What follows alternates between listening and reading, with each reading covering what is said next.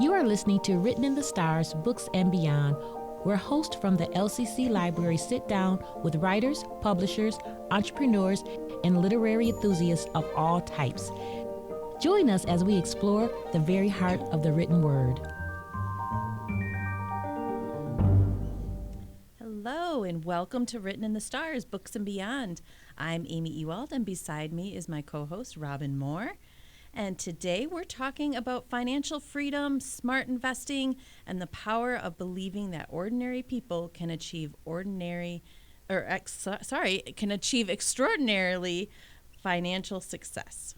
Our guest is Tony Bailey, author of The Nurse Who Beat Wall Street: How I Turned My 401k into $2 million Before 50. Please join us in welcoming our guest, Tony Bailey. Welcome, Tony. Thank you for being here. Thank you so much for having me. Appreciate it. Woo woo! I want to say woo woo because That's right. I love this kind of conversation. This is going to be a good chat today. We'll get some good tips. Yes. So first and foremost, you're a nurse. So tell us a little bit about your pathway to becoming a nurse and your journey to that. Sure.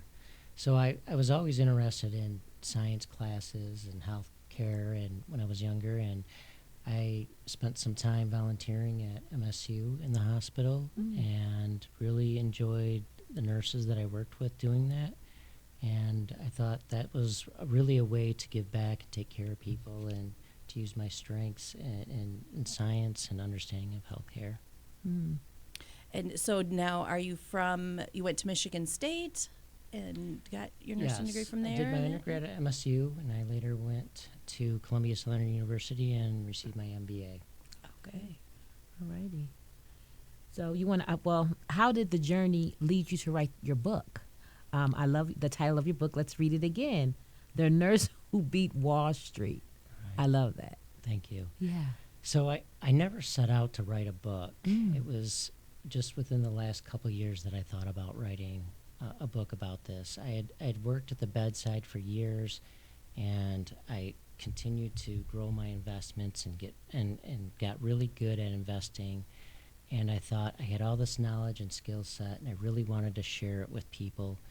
And working at the bedside also taught me about mortality and what patients think about when they get close to the end of their life. And a lot of that conversation involved talking about regrets. And I thought if I didn't share some of this knowledge, that at some point I would regret it. So I thought, I've got to write a book. I've got a good story to tell, and I think this could help people out.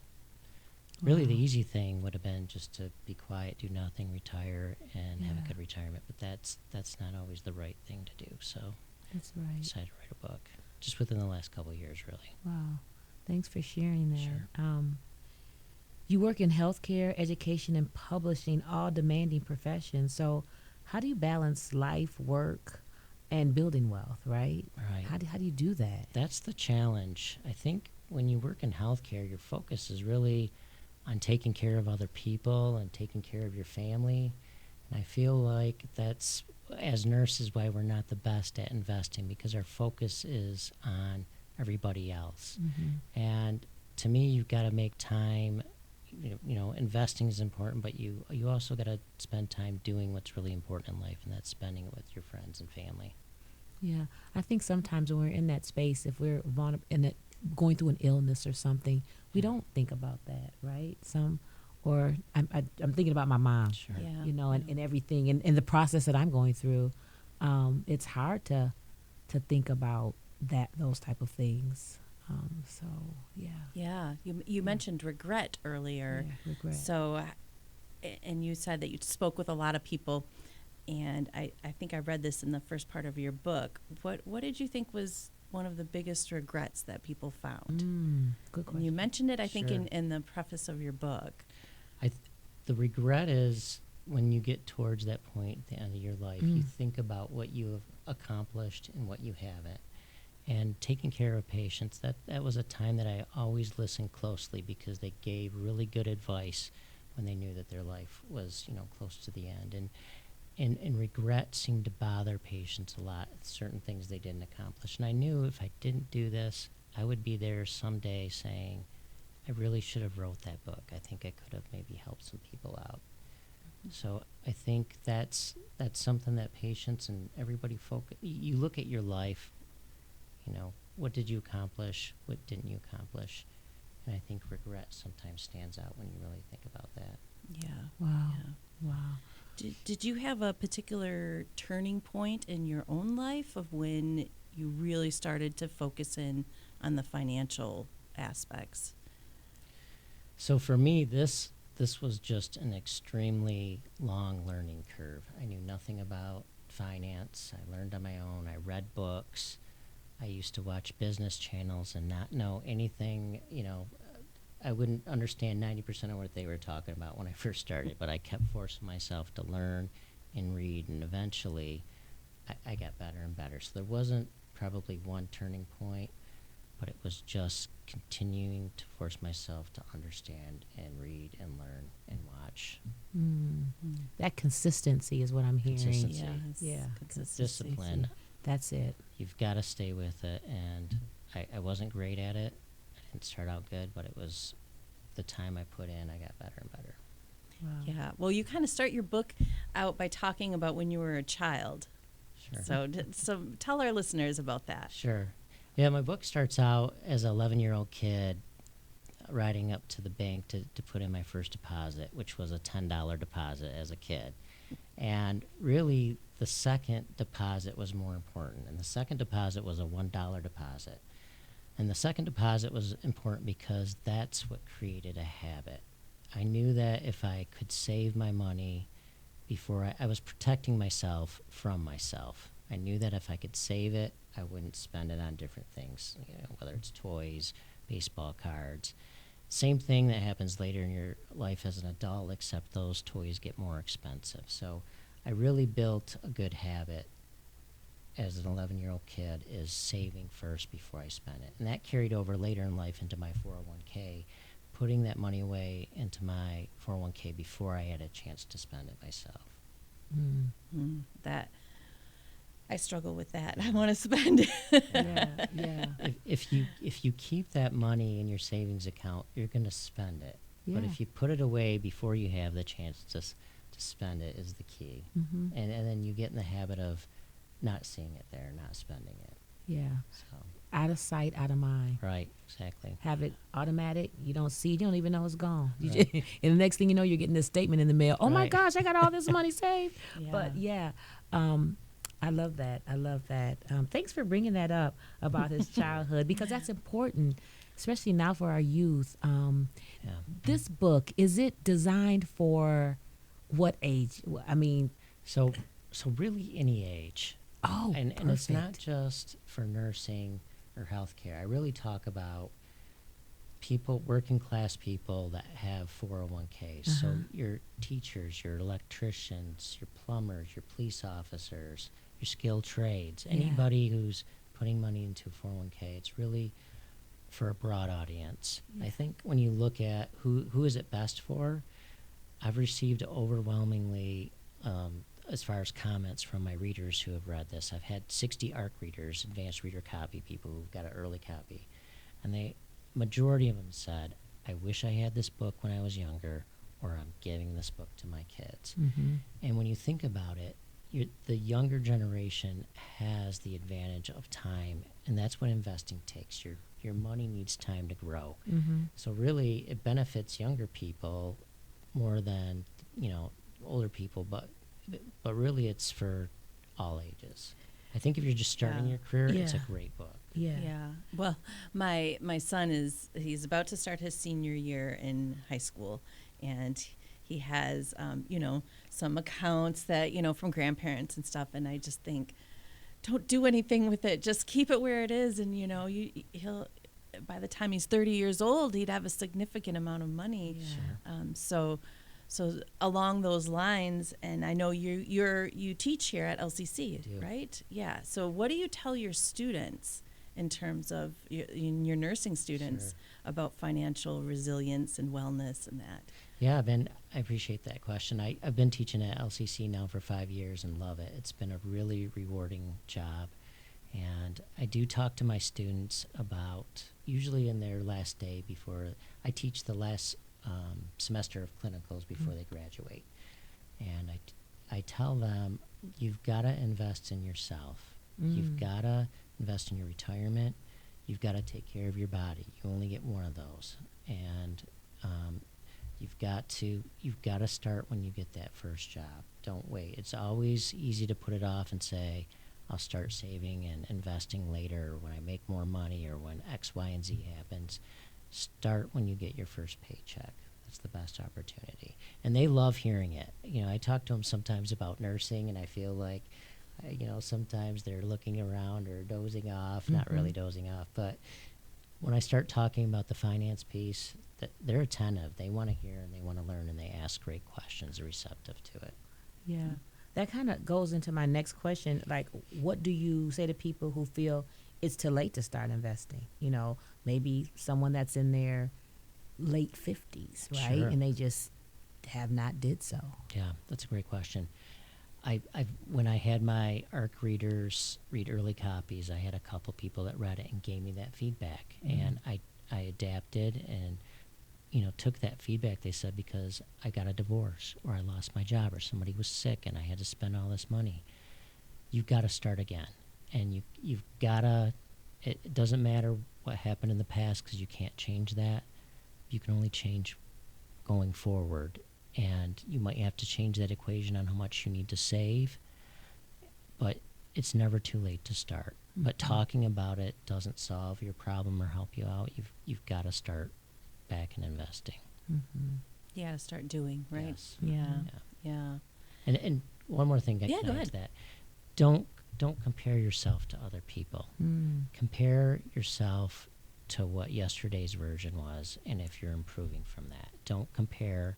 Social media makes everybody look like they're way ahead of you and glamorizing all the wrong things. Compare yourself to yesterday's version and try to improve from there. I love the nuggets you're dropping. Yes. Well, it's so true, too, right, on social media, because maybe you see people buying boats and cars and they have all these things, but then you don't see sort of the other side to that of like how they have really high car payments or, they have so much debt and they, are just so, social media is never a good comparison. You should never compare yourself. Yeah. No. So that is a great Influencers are nugget. called influencers to influence. Right. So, Yes. And I talk about, the people that are posting with these brand new cars, they're bragging about a depreciating asset.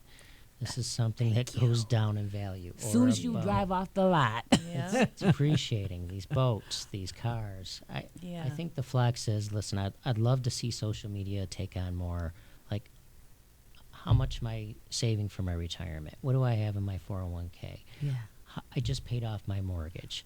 Those are flexes I'd love to see on social media instead of people showing cars and all these other things that drop in value. Yeah. Those are the flex. I'm with you on that, Tony. Yeah. I'm with you on that. So what is one healthy financial habit that you would share with our listeners? I mean, you've shared some, but is there anything else that stands out? Sure. So I think for me, and this is probably the most important thing, you've got to understand the power of compounding. You've got to know that it takes time to grow, and that money seems really slow and boring at first, and it is until it's not.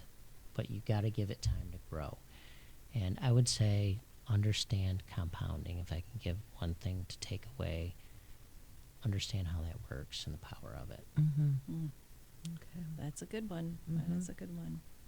So also in your book, you discuss habits and lessons and mistakes that maybe you made along the way in your financial journey. So what is one mistake that you made, and what was the lesson that you took away from that? So in the book, I talk about, I bought this stock when I first graduated around 2000. It was called Intuitive Surgical Technologies. It was around $8. And this is a robotic surgical device. And I just didn't have patience. This was during the, when all the tech.com names were doing well, and this stock was not moving. I bought about $1,000 worth of this, and I just didn't have the patience to sell it or to keep it. So I sold it. Years later, I read an article that my hospital had just purchased one of these devices, and they were going for about $1 million a piece at the time. So then I looked up and calculated what my $1,000 would have been worth, and it would have been worth over $200,000 if I would have kept it. So that's one of the mistakes that I probably made. That you got to be patient sometimes. I believed in the technology. It reduced complications. It was a faster surgical process, better healing, and I just didn't go with my gut, and I was impatient and sold it. So that's one of the mistakes. That's one I wish I could get back. Yeah. Yes, time, right? Right. That sometimes you just got to give it time, Yep. and it'll go where it needs to go, right? Yeah. Yeah. Wow. I'm thinking about some stock that I've purchased. And I'm like, why isn't this growing? But I'm going to be, thank you for sharing that. Sure. Because I'm going to be real Yeah. patient. My mind is like on my account right now. I'm I like, know. okay, I'm thinking so- about mine too. What do you hope readers will do differently after finishing your book? What are you hoping after they read your book? What will they do differently? I hope that they, from the early readers that I've had, they really said it made them open up their balance. Okay, that's number one. I think people don't look at their retirement investments, and I've had some people say they haven't looked at it in years. Reading my book made them open their account and reevaluate how much money they're putting in, what their balance is, and what they need to do. So I hope if there's one thing that'll do, it'll make people get more engaged in their retirement investing. Wow. Now, would you recommend that people sort of work with a financial planner or go it alone, or? I think a financial planner is a great idea. And a lot of these organizations that have those 401ks, they have somebody built right in the plan that can help you, that there's no cost, that's already built into your plan, 401k plan. So I highly recommend meeting with that person 1, 2 times a year, 3 times a year if you need to. That's free. I think people really should take advantage of that, and that's great opportunity that I see a lot of people not taking. That's very true. I like that you said that. A lot of times your work will provide that for you as part of the 401k. So that is very smart advice, very sage advice on that. I think if you want to try to tackle the stuff on your own, that's great. Yeah. But I think there's help out there. Just have another. I still have somebody take another look at some of the things I'm doing. It's always good to get a second opinion on things. So. Yeah. Actually, that's on my list. I have a couple of weeks off here, and that's on my list to go see a financial planner Sure. and kind of get my financial house in order. So It's a for wise sure. thing to do. Yeah, yeah. So I'm curious. So what's your financial go-to book? What's your Oh, I've read a lot. So. what's your fave? A couple favorites. Peter Lynch, One Up on Wall Street. Okay. And when I first read that, I didn't understand what he was talking about. But I got one thing out of it: basically invest in what you know. And that's what I focused on and helped me in my career. I focused a lot on biotech and healthcare early in my career because I knew it. Yeah. So I like that. And I like David Bach, who talks about, he's Automatic Millionaire, talks about investing, making it automatic. He made famous the latte factor, that watch how much money you're spending on your daily coffees because that adds up. It does. So I like that. I was doing his automatic thing as an 11-year-old kid. I just didn't know, what I was doing at the time. So, Oh wow. but yeah, I'd say those are a couple of the guys that I like. The Millionaire Next Door. It talks about ordinary, normal people that are your millionaires. I'm not into any of the flashy stock trading stuff. I'm more of a long-term investor. Let your money grow and work over time. So any of the Well, books. you learned that lesson, Yes, right? Yes, exactly. Yeah. Trading can seem kind of stressful. I mean, Yeah. when I watch some of my influencers, Sure. I'm just like, man, I don't have time for this. I'd rather just sit the money in there and just let it do what it do. you Yeah, know? yeah. Or talk to a financial planner and That too. let them worry about Yeah, all, yeah, let that, them- all yeah. the trading and that. And all yeah, the things, That's my yeah. thought too. Yeah. So what do you think? Kind of a final takeaway on your book here. Is there something in there? What do you think readers might really be surprised about? I think when you look at the cover, The Nurse Who Beat Wall Street and How I Turned My 401k into 2 million before 50, I think you're going to think that it's mostly just about finance. But really, it's a lot of my years of working at the bedside and dealing with mortality and really wanting to get more of your time back in your life and spending it with the people you care about and doing things you care about most. So it's much more deeper than just a book about money. Right. Yeah. It's a book about our time too, Yes. right? Because that's the most valuable thing. Way more It is. valuable, important than any amount of money is your time. And you realize that more as you get older. Yes, you do. Yes, I can yes. say that with experience, right, Robin? Yeah, and I even Yeah. think even with my mother passing, this time I've Yeah. been dealing with that a lot. I'm like, I'm the only child, so I'm the only child, and it's like my mom. So yeah, that's time is so important because you just don't know. Yeah. So don't take it for granted. Great conversation, Absolutely. Tony. Great conversation. Yeah. So what's next for Tony Bailey? What's going on? So I've just been working on my marketing and social media Okay. book. The book and the whole process, writing the book was the easy part. It's what comes after the book. Oh yeah, So yeah. just working on marketing that and looking for opportunities to talk about it and educate. Yeah. Well, I'm going to spread the word. Now, I know this is like you just put the book out, Yeah. but do you think it may be another book coming out? You Oh, may. geez, I don't know. I've got Too that- soon to I've say, got that huh? question a few times, so we'll see how this goes. I'll tell you what, I never thought I would write a single book, but Yeah. after going through the process, if I ever do write another book, it'll be a lot easier the second time around. Yeah, yeah. Sure. Yeah, maybe a children's book. I've A thought teen about book, that. 11-year-old. You can, Yeah, Yeah. we've you can gotta speak to that. Now, we've there's gotta a good idea, We've yeah. got to do better educating younger and starting in school. I think that's an important piece that's missing. We got to talk about personal finance much earlier. Yeah, yeah. Because I did like how you said your first deposit was 10, your second deposit was 1. Yeah. Big difference. However, you made the deposit. Yeah. You made the Same thing. deposit. Yeah. Yeah. Great. And your book is available through Amazon and most of the. It's on Amazon. It's actually on. It's in Kindle, Oh. paperback, and hardcover, 3 versions. So just released. Yeah. Barnes and Nobles yet? Not yet. Someday, hopefully. Yeah, I have a couple friends who have their book is over in Barnes and Nobles in Frandor. Yeah. All right. Yeah. Thank you on that. Yeah. So we found out where listeners can find your book. Yeah. Well, Tony, thank you so much for joining us today. I'm looking at our Appreciate it. time for joining us today and sharing the incredible journey. I love this. Like I said at the beginning, I love this conversation. I think it's important that we are educated on wealth, right? It's extremely important. And to our listeners, you can find information and additional links in our show notes. Thank you for listening to Written in the Stars on LCC Connect. Thank you. You have been listening to Written in the Stars, Books and Beyond. Visit lcc.edu/library to find the titles discussed in this episode. You can find previous episodes of Written in the Stars and other LCC Connect shows at lccconnect.com.